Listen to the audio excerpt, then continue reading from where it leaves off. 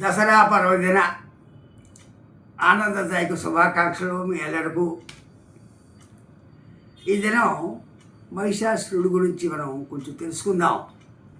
మహిష అంటే దున్నపోతు, అసురుడు అంటే రాక్షసుడు.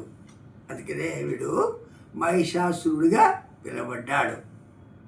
వీడు పరమ క్రోధ మదోన్మత్తుడు, దురహంకారి, దుష్ట స్వభావం కలిగినటువంటి వాడు, కానీ బలాఢ్యుడు. అందుకని వీడు ఇంద్రుడిని జయించగలిగాడు. అష్టదిక్పాలకులను పదవీచ్యుతులను చేశాడు. దేవతల్ని, ఇంద్రాది దేవతల్ని పరమహింస పెడుతూ ఉండేవాడు. వాళ్ళకి నరకు చవి చూపించేవాడు. ఎంత దుష్టుడు వీడు. ఒకరోజు దేవీమాత వీడిని సావరించేసింది, ఖండించేసింది. అప్పుడు దేవతలు ఆనందానికి అంతు లేకుండా పోయింది. ఆనందోత్సవాలు చేసుకున్నారు. అప్పుడు దేవతలు చేసుకున్న ఆనందోత్సవమే మనం కూడా ఇప్పుడు ఈ దసరా రూపంగా చేసుకుంటున్నాం.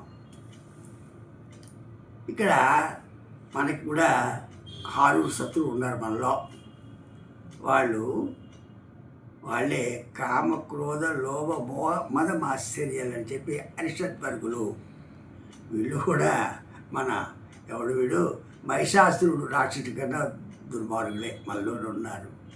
వీళ్ళు సవరించాలి, కానీ సవరించలేము. ఎందుకంటే మనతో పాటే, మన దేవునితో పాటే వీళ్ళు కూడా జరించాలి.